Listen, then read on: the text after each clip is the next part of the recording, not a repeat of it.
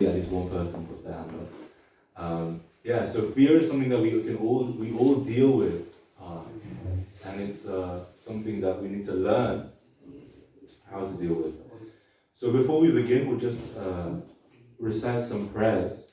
So before we begin any philosophical or kind of deeper discussion about life, we like to do a prayer of gratitude to offer respect to any previous teachers that have spoke about these prevalent topics. If you don't know the topic, if you don't know the words, then just close your eyes and just meditate or something.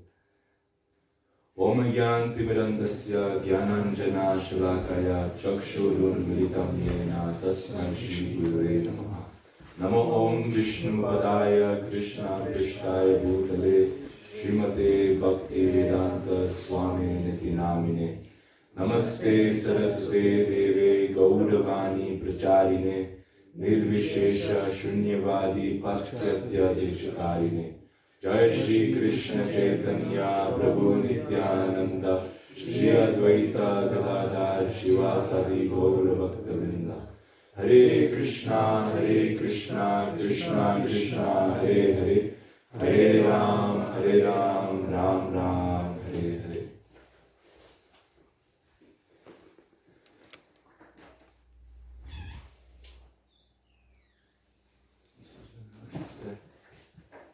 I'll face you guys a bit more. Yeah, so today we're going to talk about fear. There are many phobias in the world. Actually, I read the other day that there's quite a few different names, and nowadays people give scientific names to phobias for different things because everybody has a different kind of fear. I was reading up on some of the odd ones that are there the other day. Everyone knows about phobias like arachnophobia, fear of spiders, claustrophobia, fear of closed spaces. Some people even have kind of odd ones. I read the other day of one called nomophobia, which is the fear of being without your phone. People are quite scared of that. Some people, who here before coming here today has been to an ISKCON temple? You've been to an ISKCON temple. You're in an ISKCON temple right now. In most of the ISKCON temples around the world, there are monks and brahmacharis there, right? So I'm guessing none of you have the fear of pelidophobia, which is the fear of bald people. That's a genuine fear that's been recorded by scientists. People have a fear of bald people. So there's odd ones out there, you know. So as clearly from this, you can see that fear is irrational in most cases, you know. People have very odd fears of something that can't harm them. What's the use of fear? The use of fear in the animal world or biologically is so that your body releases some chemicals, adrenaline, and it makes you run faster, you're more aware, you think faster, and you use that kind of chemical situation in your body, that adrenaline, to get away from predators or save your life in some way. But within the human kingdom, instead of the animal kingdom, fears can be irrational because we'll get into the reasons and everything later.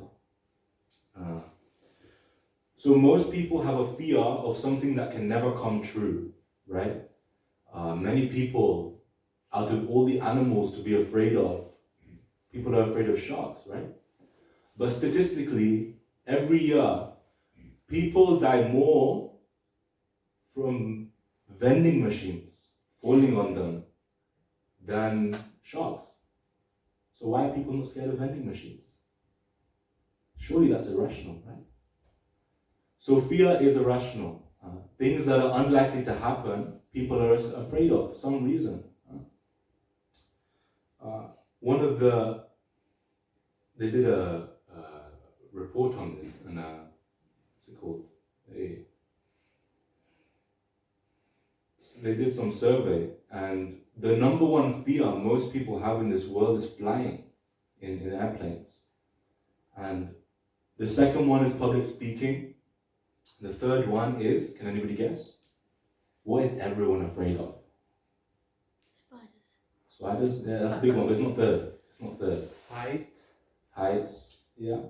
It's not the third one. Death. Exactly. Everybody's afraid of death. Even though there is so much death in the world. Every second. Just now, someone died. It happens so often. Yet people are still afraid of it because they're not used to it. They're scared of it. We'll go into the reasoning a little later. So it's strange that the number one fear in the world is planes, flying in planes. Yet statistically, out of any mode of transport you go in, the plane is the safest. Did you know this? Statistically, the plane is the safest mode of transport you could go in. Yet people think they're safe on their cars, bikes, tricycles, But the mode of transport, the plane, is the safest. So surely that's irrational as well. And I heard a joke the other day about this, that strangely, in the airport, they call the part of the airport the terminal,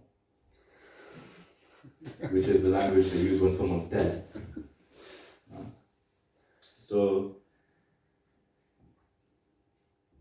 what we can know from this, that wherever there is stress or anxiety about something, but it's irrational, if it's irrational, then what is causing the fear or the anxiety?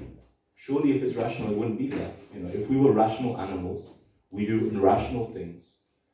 There is all these jobs and things around the world. Surely we would do rational things and have rational fears. But no, that's not the case. Because it all starts from our mind. The mind is the thing that creates this kind of fear, even though it's irrational. So, fear can be caused by this mind. So, if we go to the root of the problem, the root of fear is the mind. That's the cause. So if we go into the psychology and learn more about how the mind works, then we can address fear. Right? So we can go into why fear exists. There's 4 things that I wrote down on the way here. And these are the reasons why fear exists with the mind, causing it. So the first thing why fear exists is bodily consciousness. People, they're fully, most of the time, conscious about their body. Why does plastic surgery exist? Why are hair transplants existing? Because people have a fear of getting old, getting ugly, because they think that they are this body. They have this body as a very valuable asset for them. So valuable that they attach their identity to that, their body. These people get plastic surgery and they think, oh, my life's ruined because my body is me. If my body is somewhat ugly, then I am ugly. There's something wrong with me. Therefore, let me spend thousands of dollars to get this plastic surgery and correct this. Because they have this bodily kind of consciousness. So it's irrational, Eventually, the body's going to break down. So it's completely irrational. But from this bodily identification, that's where fear, first of all, comes from. Most of the cases of fear is because of this body consciousness. We don't know how to be happy because we don't know how to use happiness and address it to where it needs to go. If we identify with this body and we think, okay, let me just put full value, let me put full focus on serving this body to make me happy, it won't, because you might take care of the body very nicely, but you're not addressing who you actually are, the soul. We can go into the in the previous DOIS sessions, we've gone into the science of the soul and all these kinds of things. So I won't go into it today. Maybe we can do the Q&A at the end. So, also in the scriptures,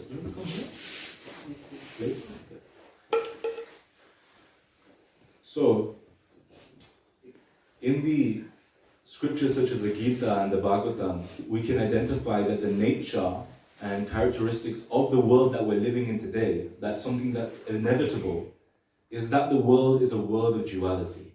Okay? Wherever there is happiness, there's going to be distress. Wherever there is a bit of happiness, there's going to be double the amount of distress. Now, how can this be? With anything. Name something, Ramesh, name something that gives you pleasure. Going outside. Going outside, okay. Stay outside for the rest of your life. It's a good thing. You just said. Will that be very nice? No. Go outside now in this temperature. Will it be nice? No, because too much of it, there'll be double the amount of misery. Now this might be a pessimistic way of thinking, but it's reality. And pessimism does not mean no happiness. It means just addressing the reality of it. So the world is a world of duality. You have to accept this. If you have the expectation that there's just happiness in the world, there can be that. And I just keep striving for things that keep giving me pleasure and pleasure and pleasure. It doesn't give you pleasure. I always give the example, the boys will know, of pizza. I love pizza, like anything. But if I eat too much of it, I'm going to feel sick like anything. So pleasure can't go on forever. So because of this, we expect pleasure to keep going. And when we don't get it, we get stressed and there's anxiety from that. Why is it not continuing? Everybody is searching to be happy. But because it doesn't happen at some point from keeping going under the same thing, it makes you stressful, gives you anxiety. You expect it to make you happy, but it does not. How stressful is that? Right? If I'm eating pizza, thinking, I want to be happy, let me just keep eating, but I'm not getting it. Why am I not getting it? Let me shove more in my mouth. It's not going to happen. I'm going to get more sick. This is how the world works. It's a world of duality. And you can see this even in the animal kingdom, right? Distress will be there.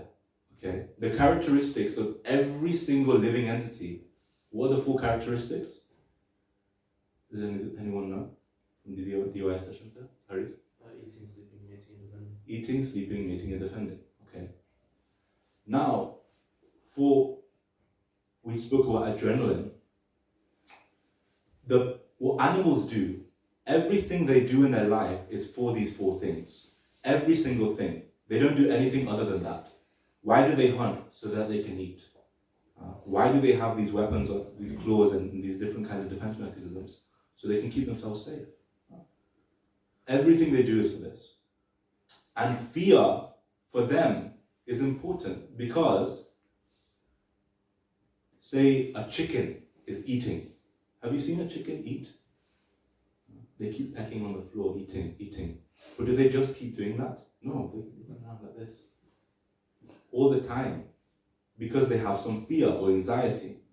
In the animal kingdom, this adrenaline is very useful. A donkey will be sleeping, but donkeys usually have masters. And the human race, they use donkeys to move resources and things like this. So when the donkey is sleeping and not working, the human will kick it. No, keep going. So it has some fear or anxiety of that, right?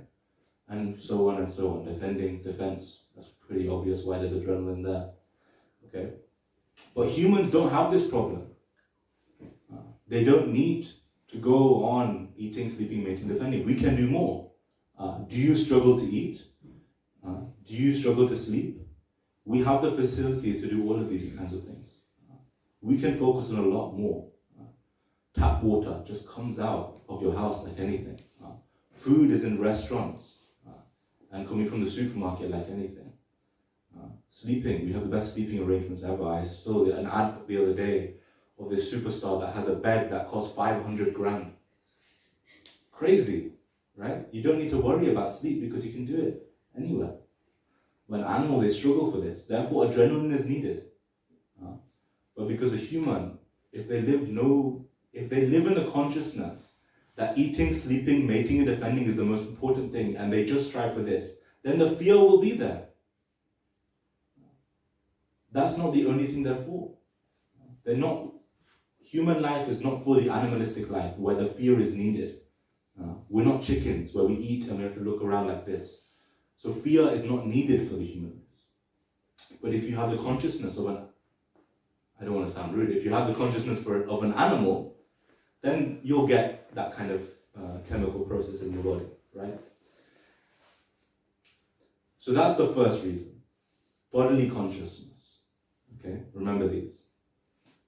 The first reason why we have fear is because of bodily consciousness. The second reason is because we're using the human body for the wrong. I mean, I went on to it a little earlier, but we're using the human body for the wrong thing. We're using it improperly.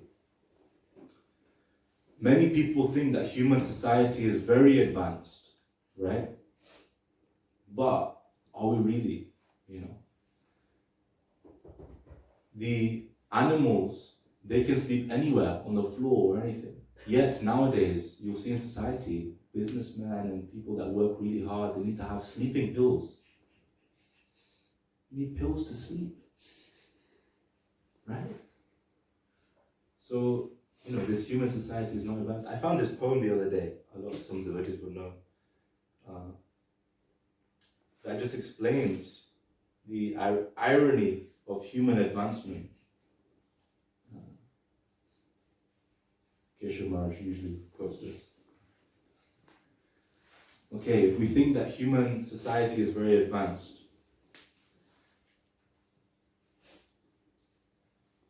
so in human society, we have taller buildings, but shorter tempers.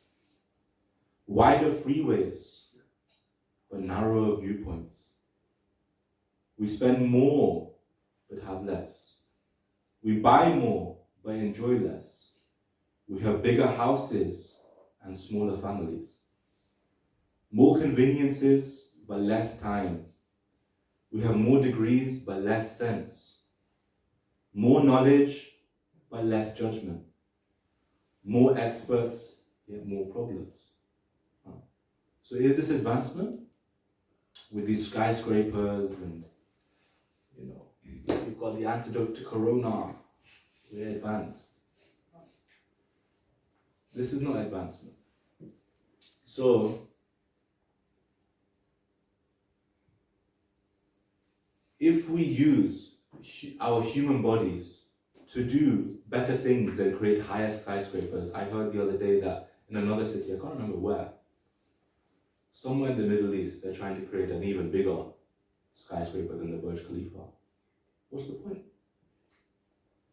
There will be people working on this project with more fear than anyone from their bosses, to impress their bosses. Why? For no reason. What is the need of bigger skyscrapers? What will it serve humanity? So human life is very rare. We can understand this from the Bhagavatam and the Gita.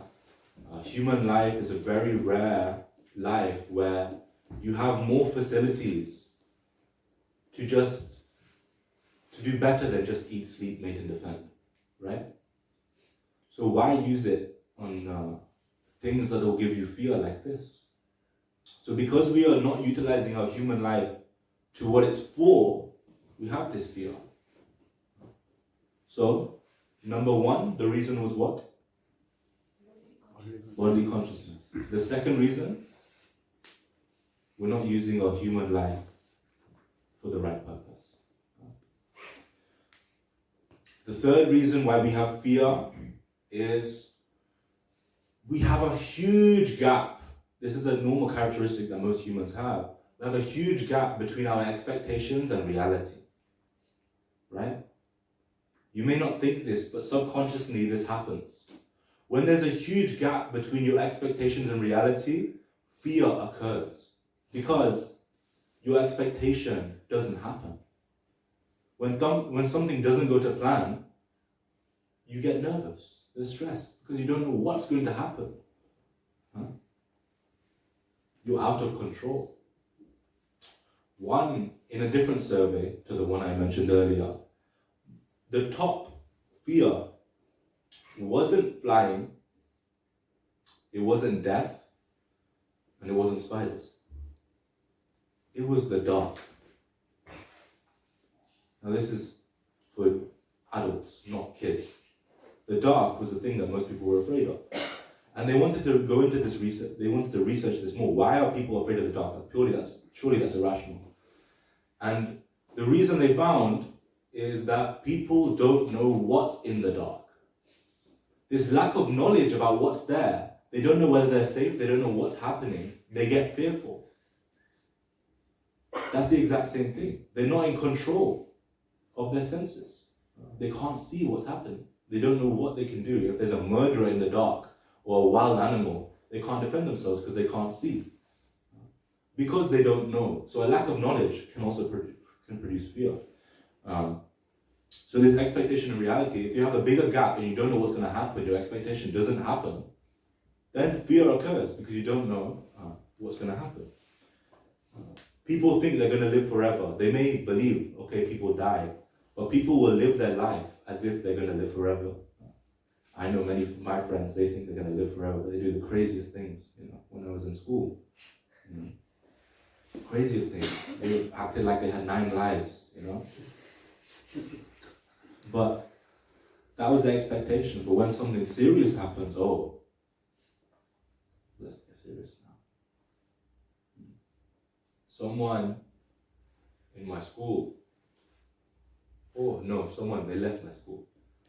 But as I said, they were doing crazy things. And there was this one party, and they overdosed on a drug they didn't know the name of. Why would you do that? Why would you even pick it up?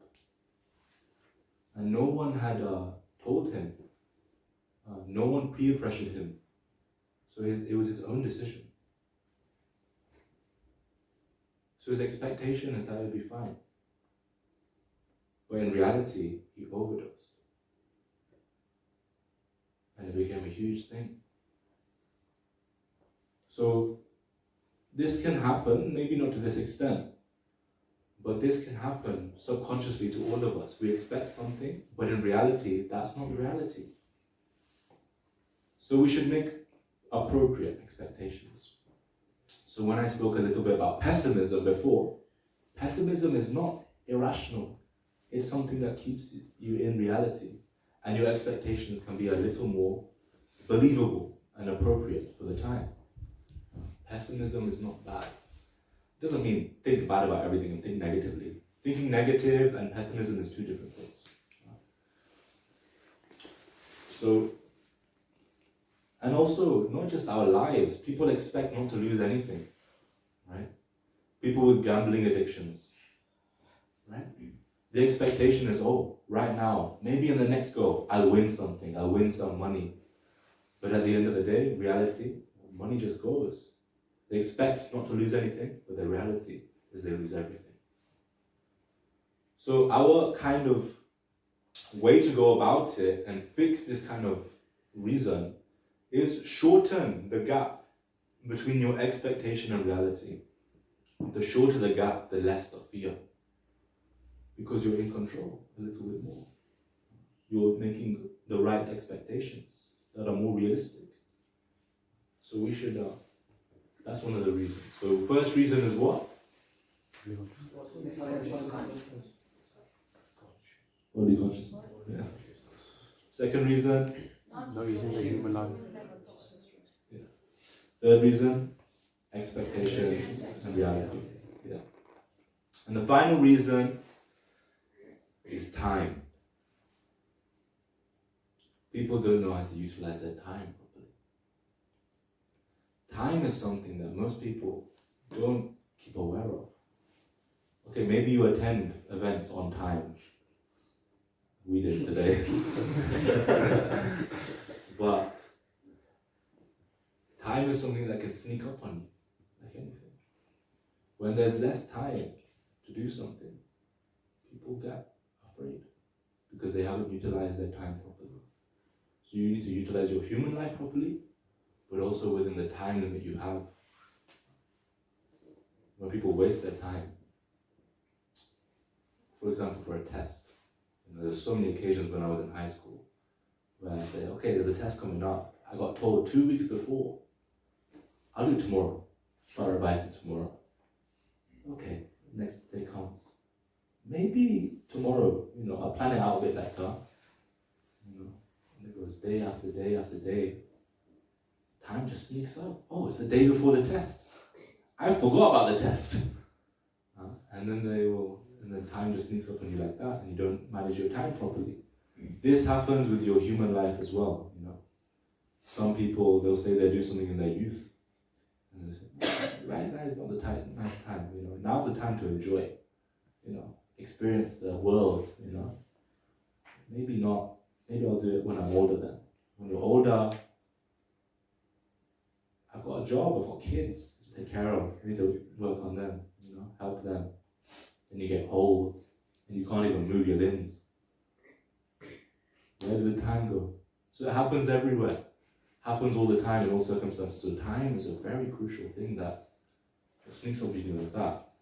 My friend explained to me something about time that made me think, You see your nails, right? When it comes to the time you have to cut your nail, does it just come out of nowhere? It's like, oh, yeah, I need to cut my nails. Right? Do you ever see your nails growing? Okay, what? Millicentimeter today. Okay, cool. No, because it just sneaks up on you. That's what time does. Time can just sneak up on you like that. You think, okay, it's growing slowly. It doesn't look like it's growing, does it? Time does not look like it's going, but it is. It just sneak up on you like that.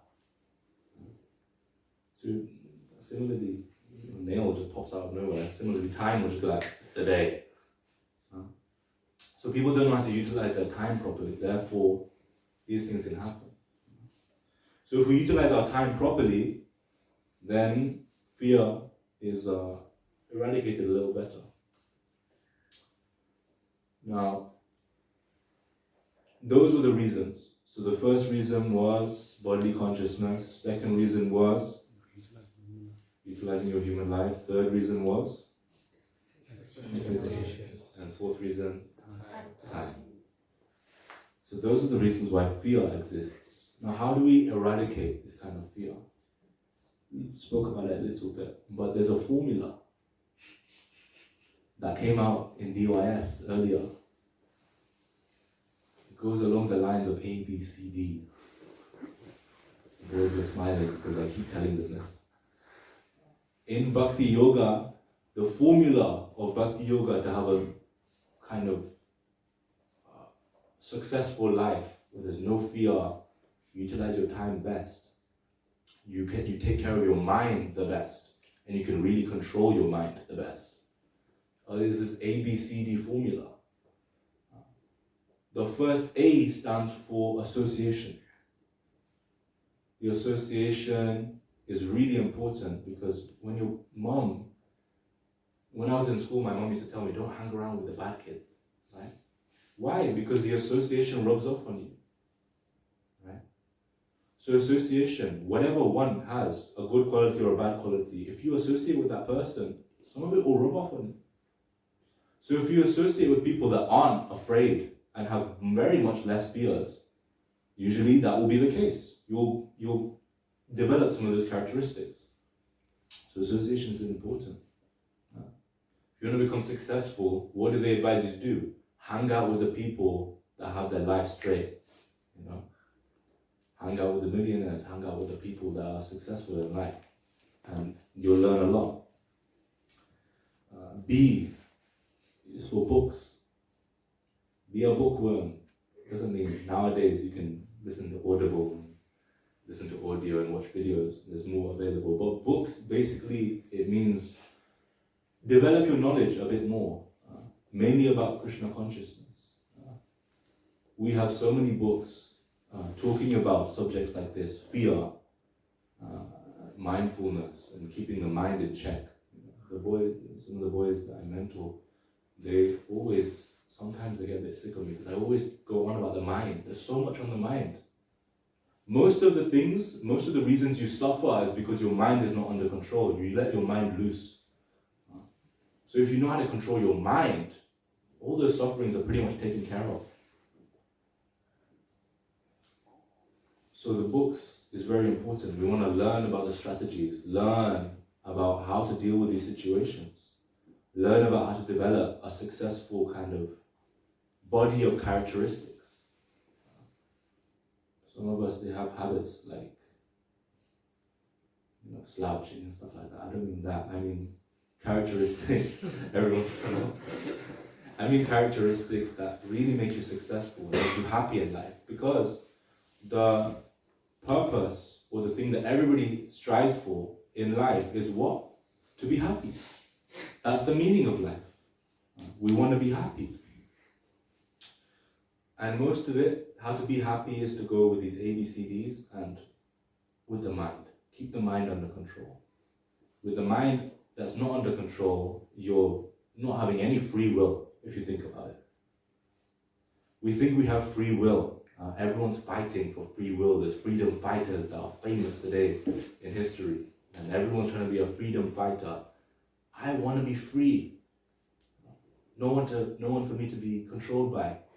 But even without all the kind of government forcefulness and all these kinds of freedom that's not freedom, it's not freedom. Because your mind will always control you. It's a kind of authority to you that you never suspect. It's like a spy within your government that just controls it from the inside. You don't expect it. It's right under your nose. Well, no, your mind's up here, but... So, being conscious that there is a mind is very important for addressing these kinds of problems that we have in life. And fear is one of those problems. So try and be a bit more aware of your mind. So keep the association with the people that are able to keep control of their mind and have no fear. And read about these kinds of things. Particularly the books of Srila Prabhupada. The things that got me really interested and really helped me with all these kinds of situations is a book called Science of Self-Realization. Everyone already knows because I go on about it all the time. It's a great book because it talks about everything so logically, your mind, how it works. When I read Science of Self-Realization, it was the first time that I realized my mind has a mind of its own. Crazy. But we don't treat it like that. We also mentioned bodily consciousness is a reason, right? It's a reason why we have fear. Your mind is part of this body, believe it or not. So people can forget, they can leave this bodily consciousness, but they don't know what the body actually consists of. So this mind they forget about. They may say, okay, I'm not this hand, but they forget the mind. So the mind will make you do things and control your life in so many different ways. Social media is such a prevalent problem today. People are addicted to social media, scrolling on Reels and TikToks all day. And now companies are building their kind of social media apps and everything around the pure factor of trying to control people, control their minds, keep their minds addicted. And your mind, if you don't keep aware of it, will straight away go for these addictive things. So being aware of your mind is very, very important. It's like it's a different person inside of you. Not schizophrenic, but it is a different person. Your mind has a psychology of its own. So you want to learn about the characteristics of the mind, how to control it, and what it's like. Then go to the books by Srila Prabhupada. And so many other things, addressing death, the soul, God, all these kinds of things, logically explained, like no other could explain it. So, A, B, C. C is for chanting. Okay. Now, the whole Bhakti-yoga process revolves around chanting. Why? What does it have to do with the mind? Because the mind is the most prevalent thing that controls fear. Because this chanting is not material. This Hare Krishna Mahamantra is described to be a spiritual sound vibration. And you see it works. thousands, millions of people across the world, they get inspired just from hearing this mantra. They may not know what it means, but it has some kind of flavor to it. I know people that have just come to Krishna consciousness, come to the temple because they heard it on YouTube, this chanting of the Maha Mantra we were doing before. And the idea is to keep this association of this kind of chanting of this mantra. Hear it, try and chant it yourself. Because when you do this, in a way it's cleansing your mind or brainwashing your mind to not think about all these other things. Don't think about social media. Don't go to all these distractions. Focus on this. If you focus your mind in one place, then your mind will forget about everything else. But it doesn't happen just like that. You have to keep doing it over and over again. Because it's like another person, right? We say, explain the mind has a mind of its own. If I try to convince you about something, I'll try and give it more and more. Maybe you'll like it in the end. So this mind, how to control it? Give it the association of other people that can control their mind. Give it the knowledge it needs. We have to gain the knowledge it needs to control the mind. Then chant your mind dry. That the mind gets trained like a dog to do what you want. Chanting is basically a training of the mind. Psychological training. If we psychologically train our mind to do what we need to do, or what our goal is, then it will do it. These affirmations people do, right? People do these affirmations. Some celebrities, I heard some stories of these affirmations. They go in front of a mirror before they become celebrities, and they just say, I will be rich and famous. I will be the biggest entertainer in the world. I will be the man. They'll do these affirmations. They'll chant it every single day in the mirror, looking at themselves. Because what they're doing is they're training their mind to, even subconsciously, even when they're not aware of their mind, they're training their mind to work with them. They're training their mind to do their deed that they want to do.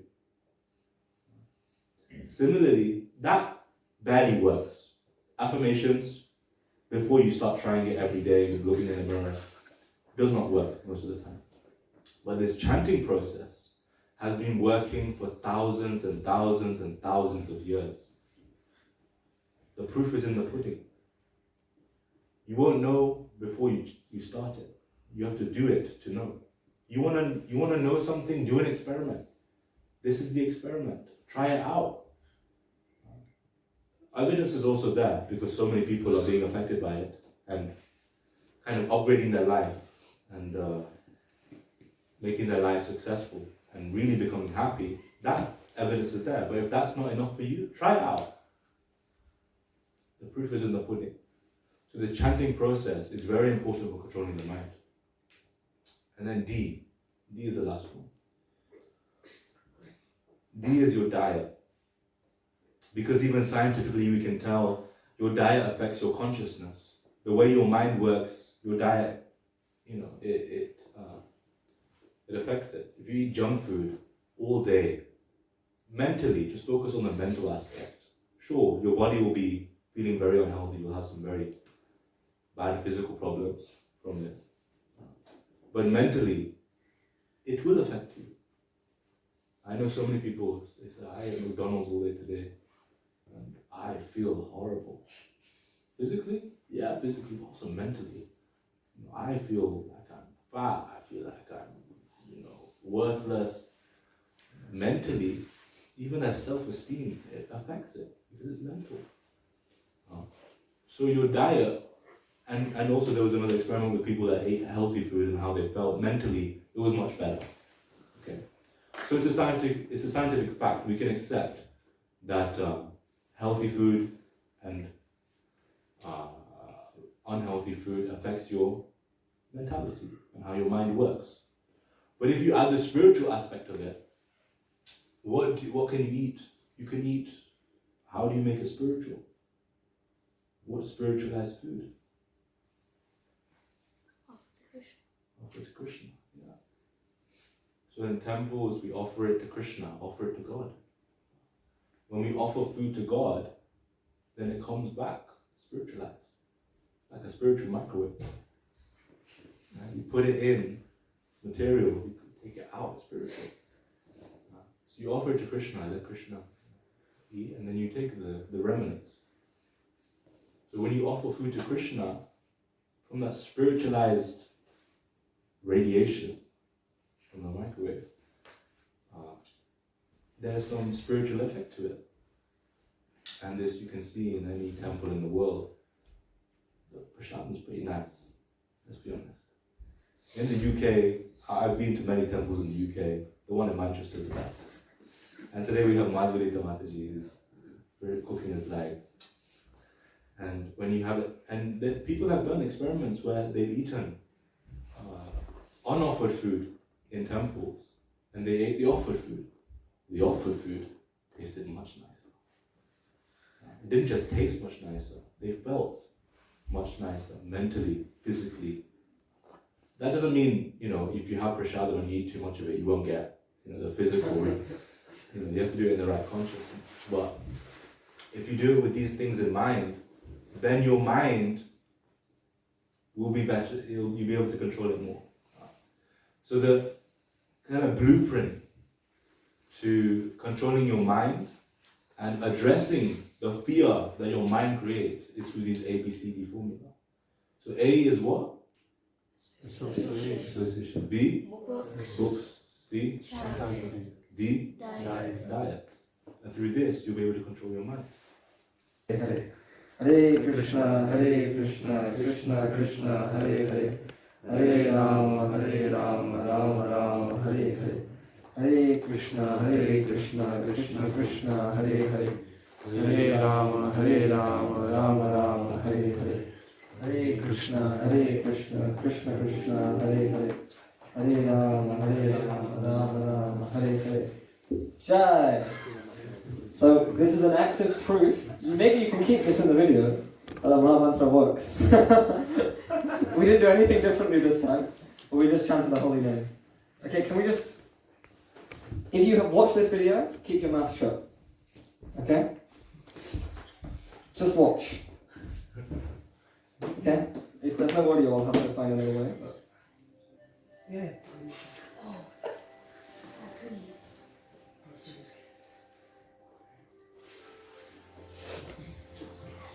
Turn the volume up. Wait, we'll do that again. Sorry.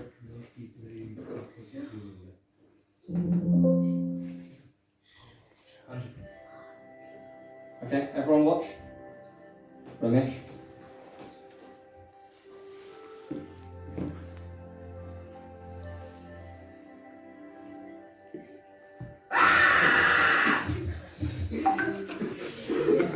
How many of you became afraid when watching that? Just a little bit, yeah? You thought the zombie was going to come out and attack you. Well, don't worry. It's fine. That's the only thing that we're going to do in that way. Okay, so I'm just going to add a few things onto what Balram Prabhu said. Balram Prabhu has given you all the things that you need, actually. There's nothing more you need to add. We're just going to go and explore a few of those things. So yeah, the session's about conquering fear. Now, fear is an emotion that you feel for those 4 reasons that are already described. Does anyone know what the word fear is in Sanskrit? Bhayam. This is the word, bhayam. It means fear. And we see this word come up so much. It's such an important concept. Because, as Balram Prabhu very nicely explained, Bhaya is the basic premise of animalistic life. It's what drives everything, right? It's literally what it means to be animalistic. It means Bhaya. You're constantly motivated by fear. In Western political intellectual history, there's a philosopher called Thomas Hobbes. And Thomas Hobbes basically describes in his, he puts a work together, a piece together called The Leviathan. And in that book, he explains what his thoughts and his reflections and realizations of the nature of society is.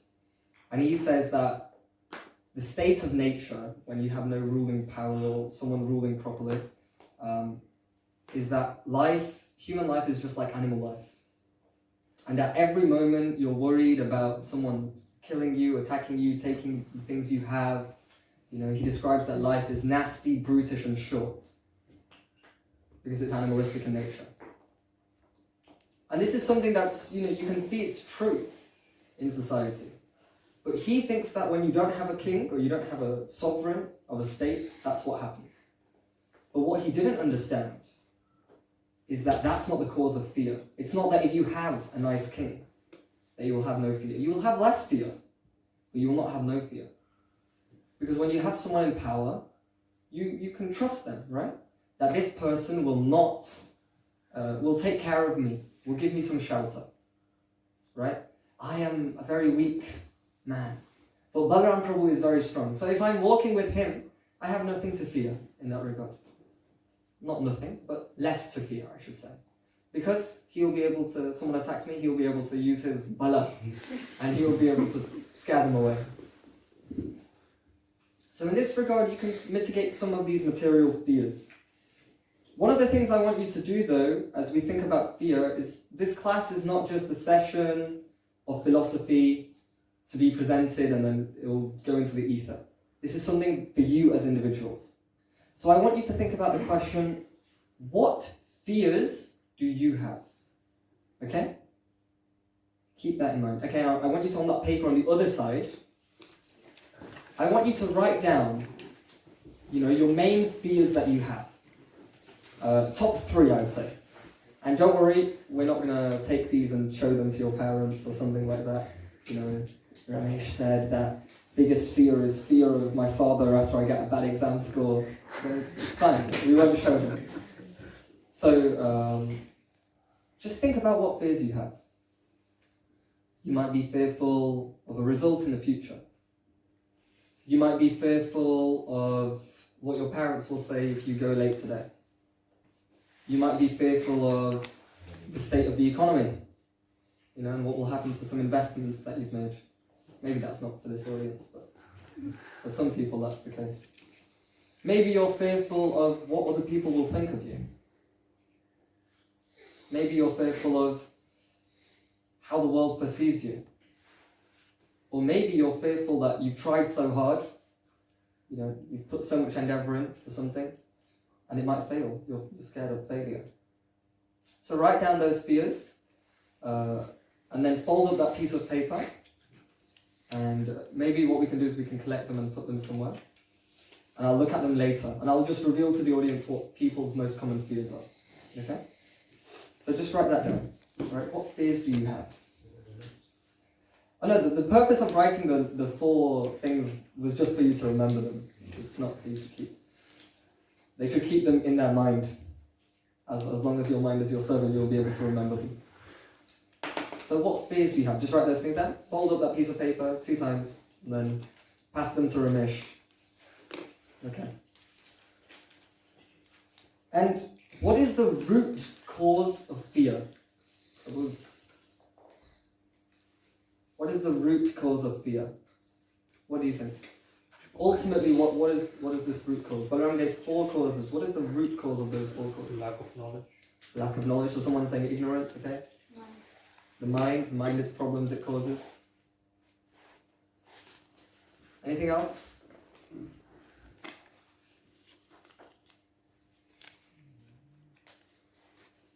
Why is it that we have fear? Okay, yeah? Fear of the unknown. Fear of the unknown. Okay, so again, knowledge, so that's ignorance. Okay, so let's say I give you knowledge. Does that remove all your fear? Let's say I tell you, let's say I tell all of them, you are going to die. Are you no longer scared of death? I have given you knowledge. There is a certainty that you will die. I tell you that you die, you're no longer fear of death. So knowledge helps in eradicating some fear, okay? But what is it that deep down is causing fear? Yeah.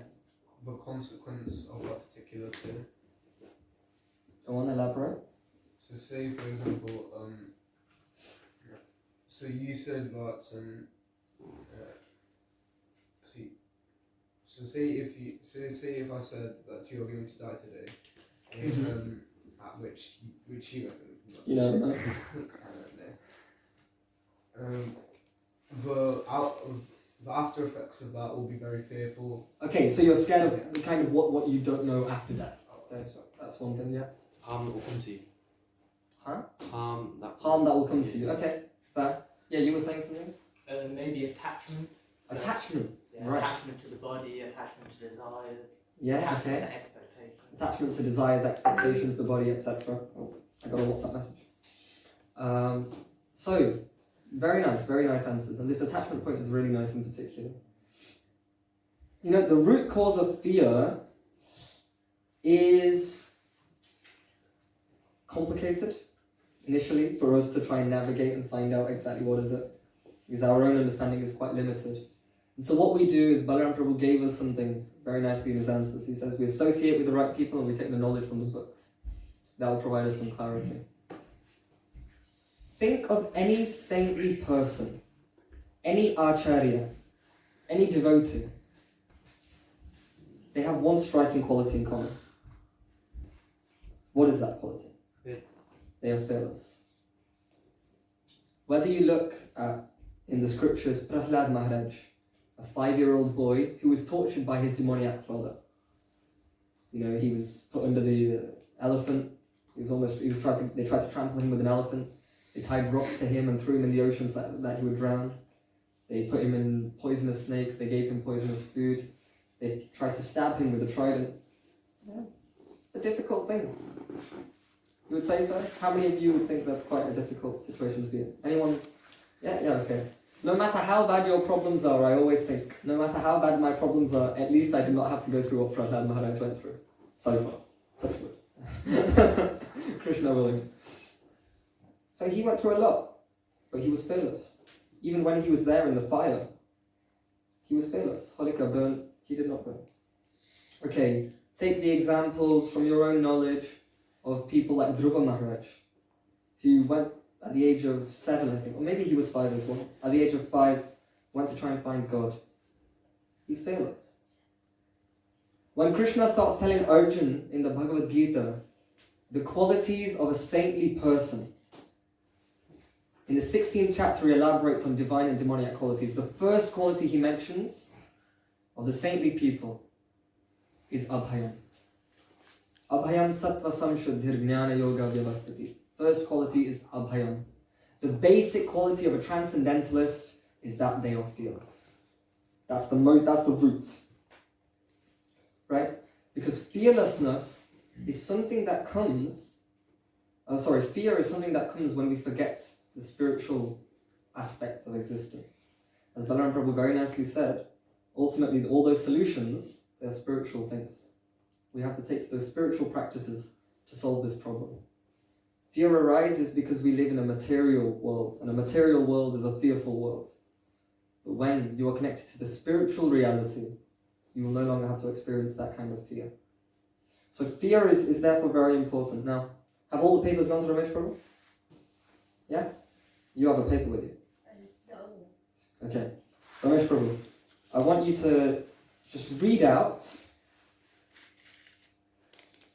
one of those fears.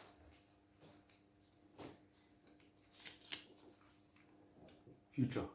Fear of the future. Okay? That's one of uncertainty. You can actually, what you can do while we're going through this, just note down what comes up the most. Okay. And we'll talk about those at the end. So Balram Prabhu actually explained this already. My only use here, I literally have 1, 2, 3, and 4. Those 4 things that Balram Prabhu mentioned. This is the verse that elaborates where bhaya or fear arises from. So maybe you can all try and repeat after me. It's nice to recite the Sanskrit of the Bhagavatam.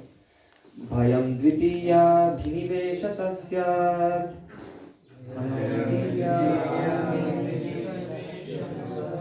Ishadapetasya viparyayo smriti.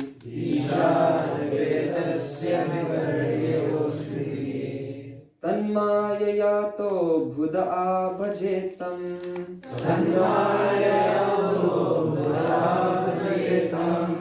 Bhakti-yoga yesham gurudevatatma.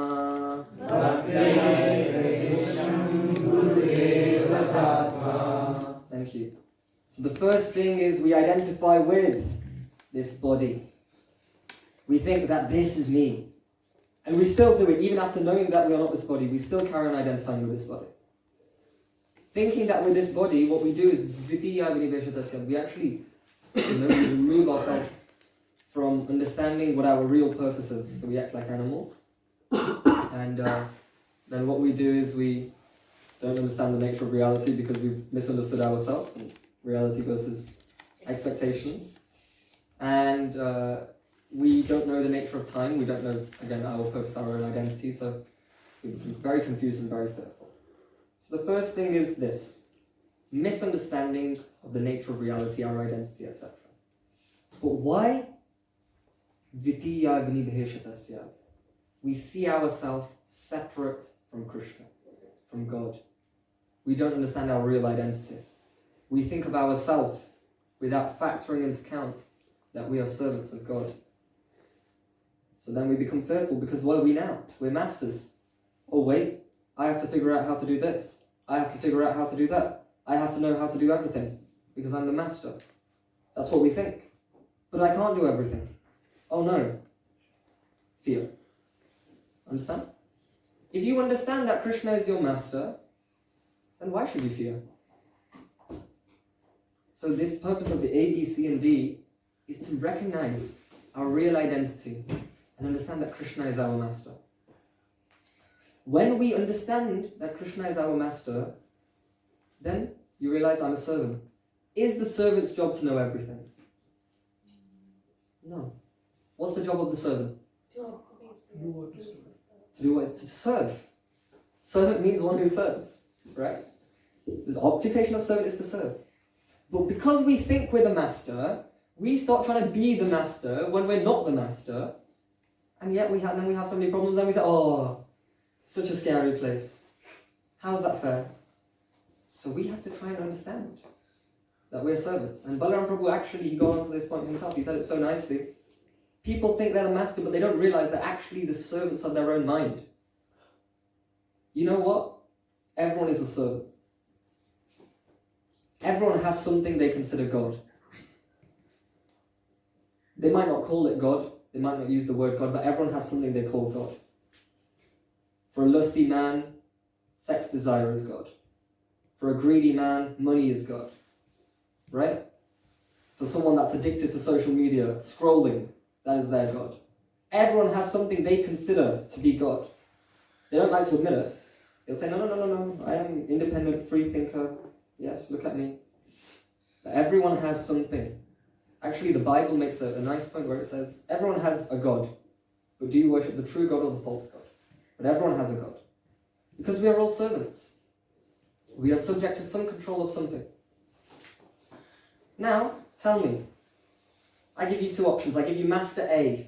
Master A treats you nicely, gives you all the right knowledge, the right information, makes sure that you're well taken care of and provides complete guidance and complete shelter. Or a Master B, who constantly puts you in pain, gives you things that you don't understand, causes constant harm, misery, doesn't allow you to have even a moment of bliss. Which master you would choose? Master A. Every decision in your life that you make, you're making that decision. Am I going to serve Master A, Krishna? Or am I going to serve Master B, who's not actually my master, Maya? So in this way, we become fearful because we're serving the wrong person.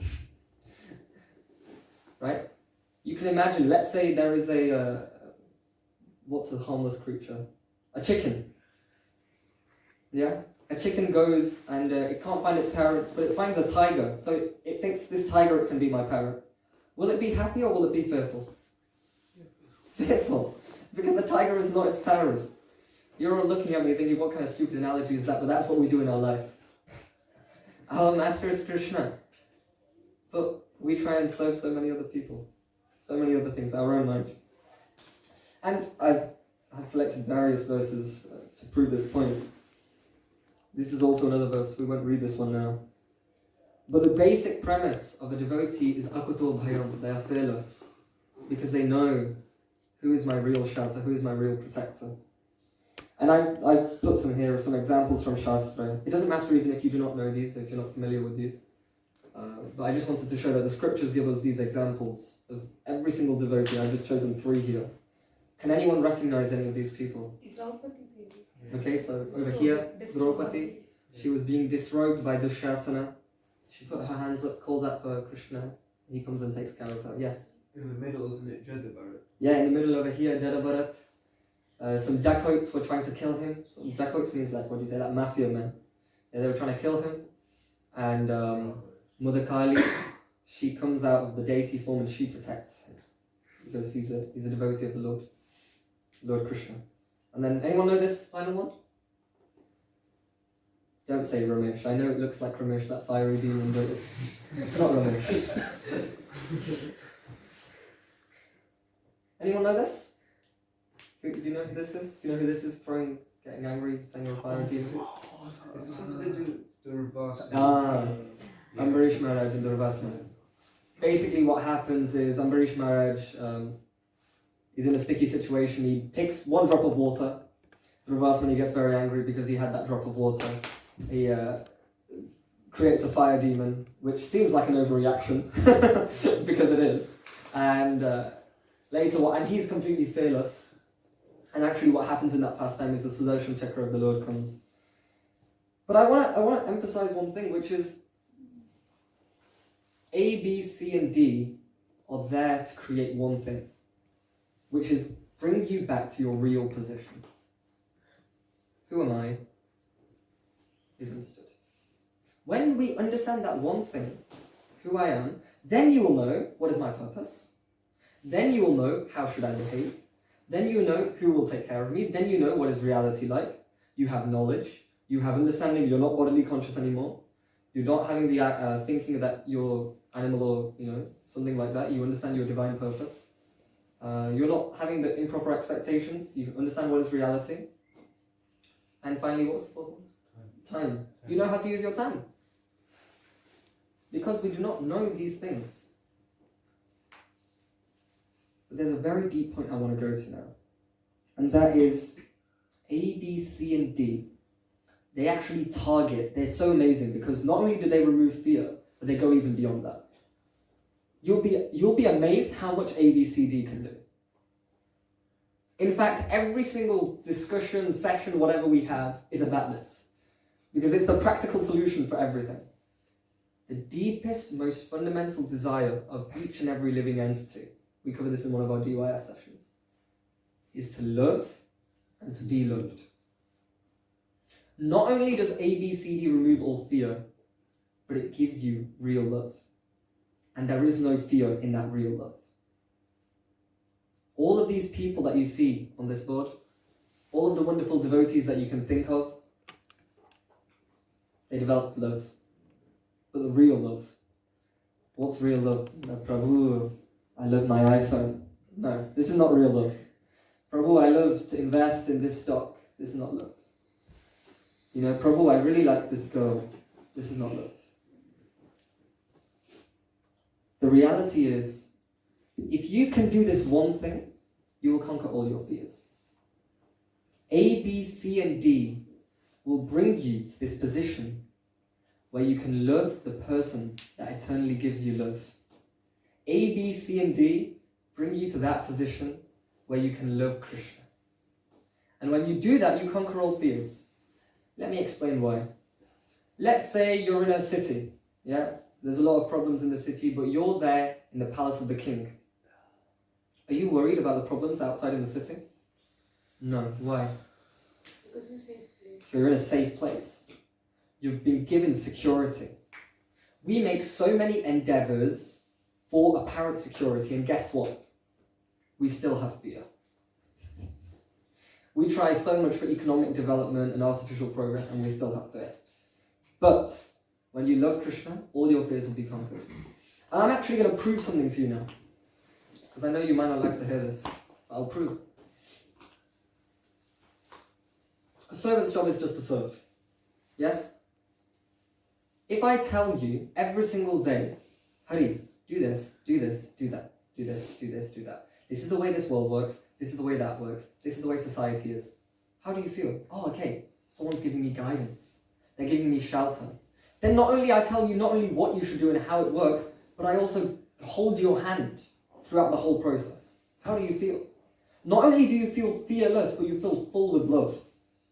This is what Krishna consciousness does. When you do A, B, C, D, I'm going to set you guys a challenge. Do 1 year of A, B, C, D on a daily basis. See what happens by next year. You know what you're going to be doing? I can actually tell you what we'll be doing if you do it every day for a year. You'll be doing A, B, C, D, and you'll be telling everyone else to do A, B, C, D. That's what will happen. Okay? So when you know your duty as a servant, you don't have to worry about the things the master has to worry about. You know, my job is service. I will do that. Master's job, he has to worry about everything. I will do my job. Next thing, as I said, everyone loves something. Everyone has something they call a god. Why do you want to give the name God to something that is not God? No matter how much you run after money, in your time of death, will money come and save you? No matter how much you run after women and men, in the time of death, will they come and save you? Who comes to save you at the time of death? Krishna. So, you might as well love that which you need to. You know, people become mad when they love. I'll give an example. There's, actually, why do I give an example? You already know this.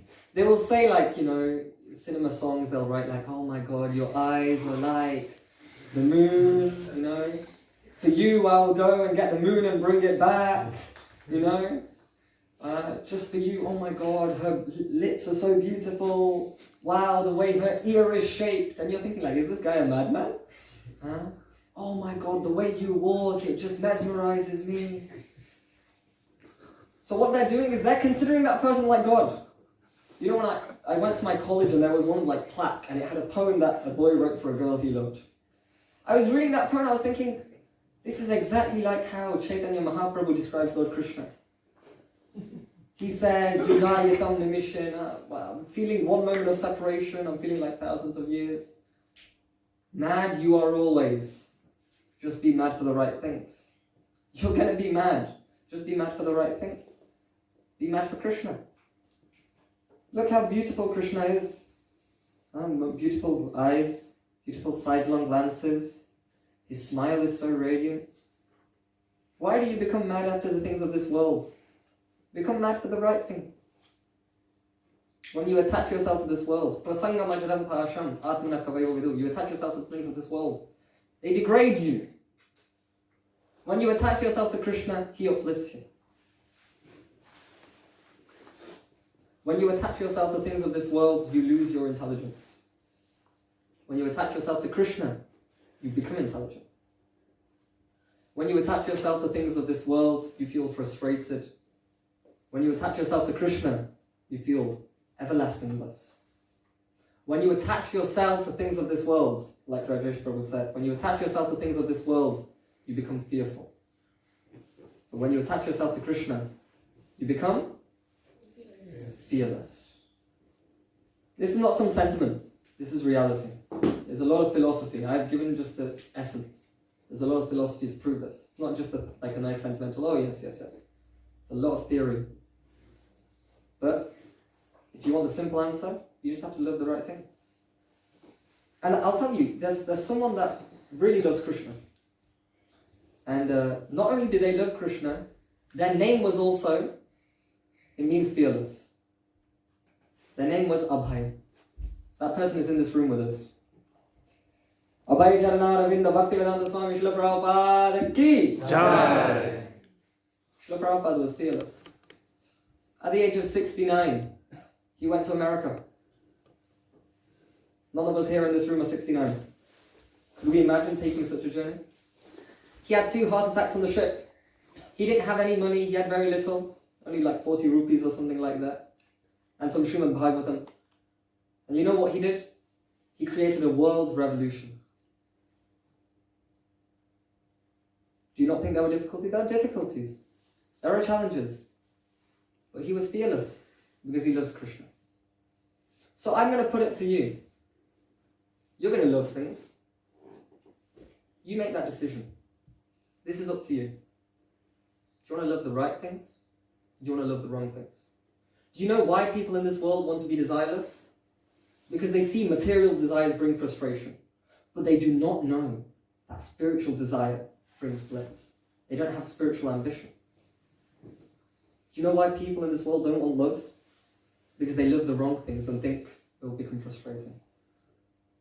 So instead of using your energy and diverting it in the wrong way and becoming fearful, use it in the right way and become fearless. And I will guarantee you that you will become fearless. Because this is the basic symptom of any transcendentalist, that they are fearless. And the more you progress, the more fearless you will become. Thank you very much. Hare Krishna.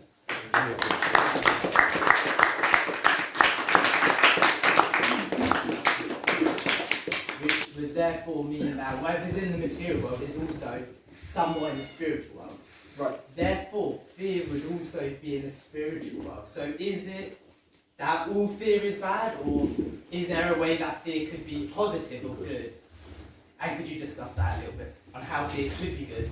Which I know contradicts the fearlessness, but... That's such a good question, right?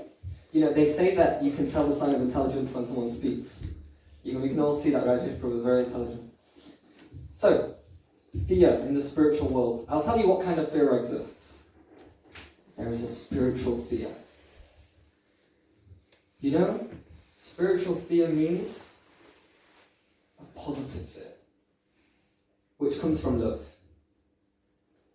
The kind of fear that exists in the spiritual world is the fear of, I should make sure that everyone is nicely taken care of. Okay? I should make sure that no one is offended by my actions. But it's not fear in the negative sense that we associate it with. It's fear in a very positive sense. Is he properly taken care of? Is she properly taken care of? Everyone is nicely serving together? You know? That's the kind of fear that spiritualists have. They fear offending the other spiritualists. So it's a very nice kind of fear. Because it's actually a form of love. Right? It's a way of showing love. So that's the kind of fear that exists. Do you want to add to that? Yeah. Every characteristic that we have is in the spiritual world, but it is not the same. The characteristics that are in the spiritual world, but the reflection, this material characteristics, is a perverted characteristic. It's not the exact same. For example, here, people are obsessed with lust. Does that mean in the spiritual world there's lusty people? No, because in the spiritual world there is true love. But the perverted version of that is lust. And that's what's here. So all the characteristics are there, but it's used nicely. You know, this fear is there, but it's a good fear. This lust is there, but it's love. It's not lusty. It's not exactly the same. It's the good part of everything that we understand. It's everything, every characteristic there is. It's just there but positive. And there's no negatives in the spiritual world at all. Everything is used appropriately. Every emotion, every characteristic, every feeling is used appropriately there.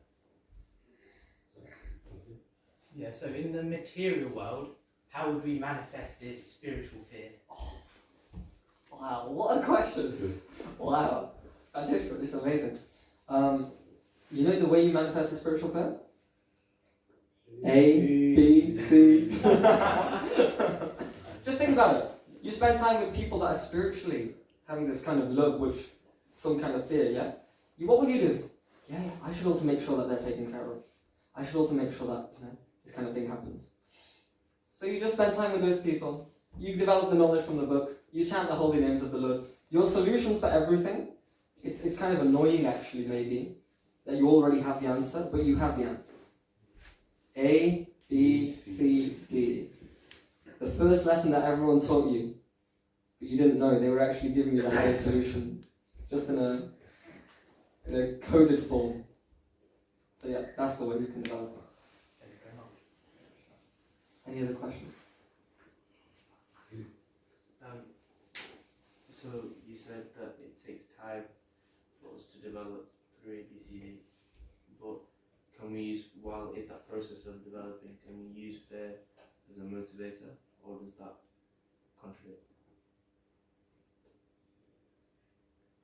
I would say that should not be the motivation. I would say it should not be the main motivation. I agree. Yeah. I think this is what I'd say love should be the main motivation, or at least duty. Or like I have a sense of responsibility. There's 4 kinds of motivations. There's fear. This is explained by Bhakti-yoga, one of our great teachers. Fear, better than that is selfish desire. Better than that is duty. Better than that is love. Right? So fear, can you use it as a motivator? It can be used, but it's not the right way. Like, let's say you're constantly fearful. Will that bring your heart joy? No.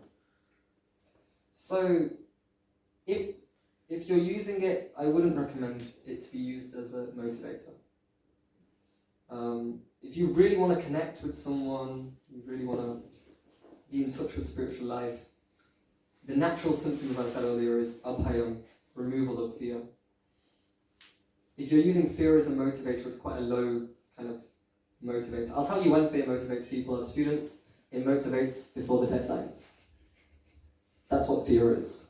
It's doing it the night before. Okay, I have a deadline, let me stay up until blah, blah, blah. So that's the kind of motivation. But whereas duty, I'll start now. Right? And love, I'll not just start now, but I'll do the best I can. Right? So that's my answer. You see this in other religions as well. Fear does not work. You see the Christian preachers on the street.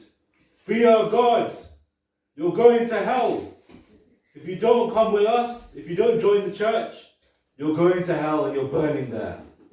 Who listens to the Christian missionaries on the street? No one wants to be fearful.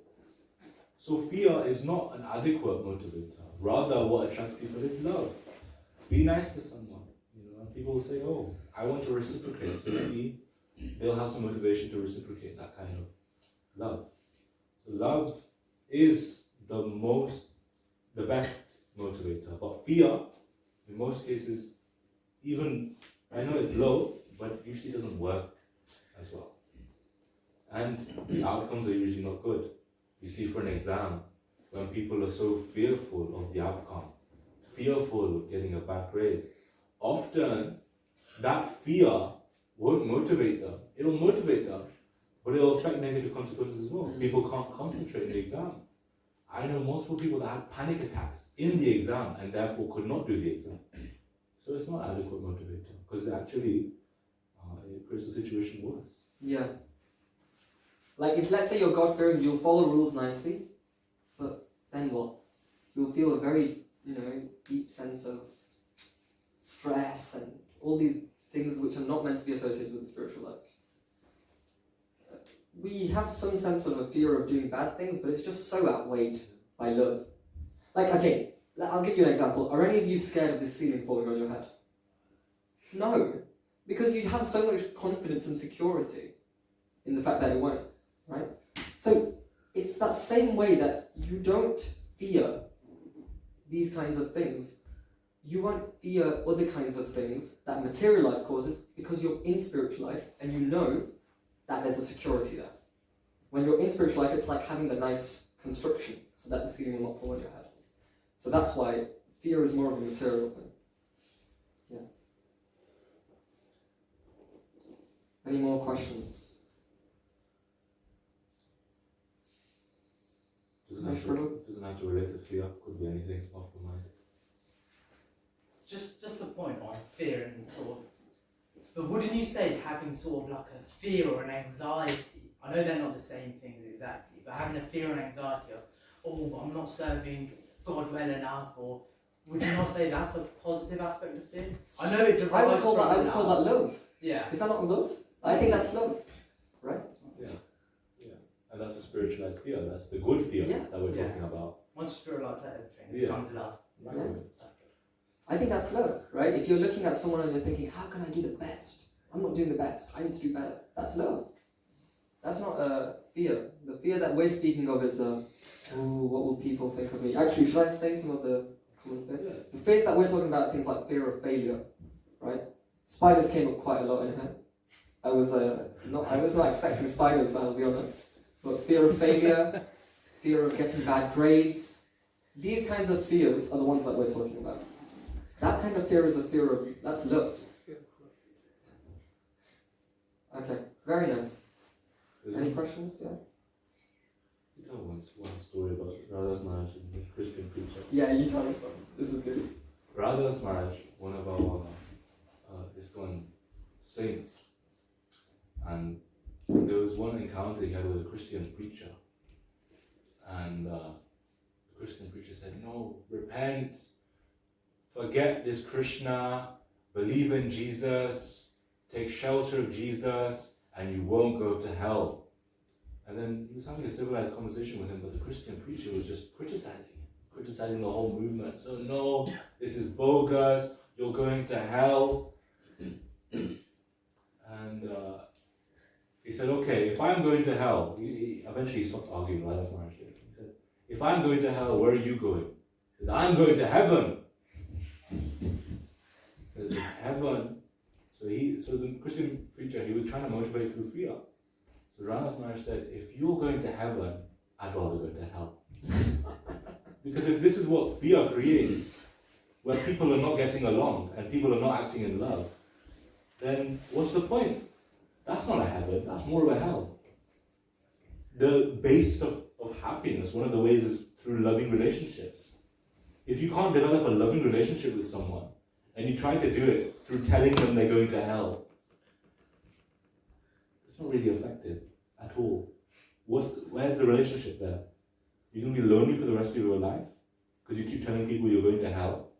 No, that's not how it works. So this fear is definitely like the bottom of the barrel motivator. Because it's so animalistic, isn't it? I mean, it's so, like, you all know what it's like when you're motivated by fear. Now compare that to duty and love, right? That's why it's described that fear and selfish motivations are the lower ones, and then duty and love are the higher ones, for that reason. This is not the way to motivate someone. Material fear, not spiritual fear. Shall we ask them some questions? Yeah.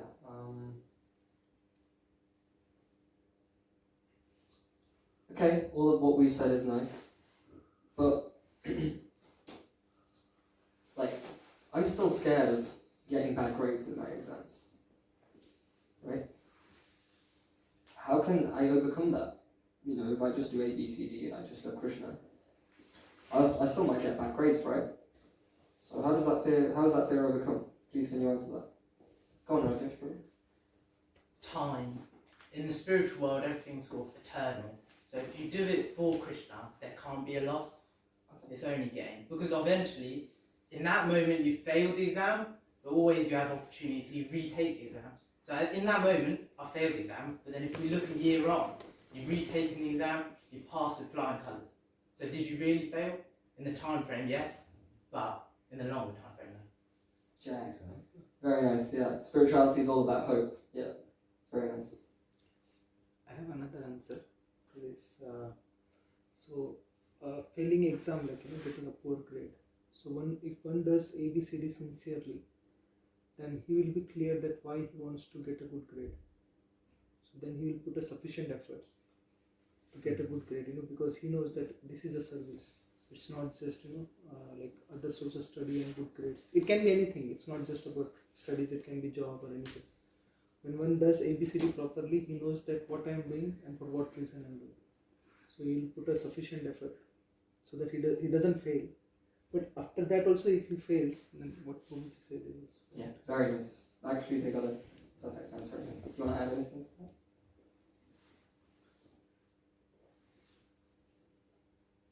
Yeah, fear, if you take out fear, the only really goal that you can have is love. Other than fear, it has to be love. If you fix yourself in doing your ABCDs and you have no fear, but then you're still failing, I think you will actually utilize your time properly, prepare for the exam properly. And it's unrealistic to say that, okay, we've got our life sorted, fear is not motivation anymore, and then I'm still not achieving. That's a question. there's no room for a kind of failure, because it won't happen. Because, okay, if you're still failing, then there's something in the way. Maybe you're still fearful. Love, if you have proper love, if you have proper love, you'll utilize your time properly, you'll plan out properly, you'll utilize your human life properly, and you'll do it properly. You'll pass the exam. If you do it through fear, then no. And if you think you're doing it with love, but then you not have any fear, and then you still fail, there's still some fear there. Or it could be Krishna's plan. If Krishna's that's if he's getting extreme really cases. involved, if Krishna's getting his own thing. If there's really nothing you can do, then it's Krishna's yeah, plan. Otherwise, you just have to go with Krishna's. I know some people that they'll try their hardest, they'll have the best kind of study schedule, but still they won't get as good as on exams as other people. It's generally with the person's nature and the human body, something you can't change. But some, as you were saying, some of those things Krishna's plan. Like I look at someone like, maybe we can end on this note. A person that I'm really inspired by is His Holiness Swami Bhagavan Keshav Swami Maharaj. You look at Keshav Swami Maharaj, like he didn't really do exceptionally amazing in his studies or have some fantastic career or anything like that. So okay, according to that, apparently failure. But will any one of us in this room call Maharaj a failure? Maharaj is the epitome of success for all of us. So, because if you do the ABCDs, you understand what is real failure and real success, which is the spiritual failure and spiritual success. Spiritual failure is, I'm not trying my best. Spiritual success is, I'm going to do my best, I'm going to do it because I love Krishna. Hare Krishna, Hare Krishna, Krishna Krishna,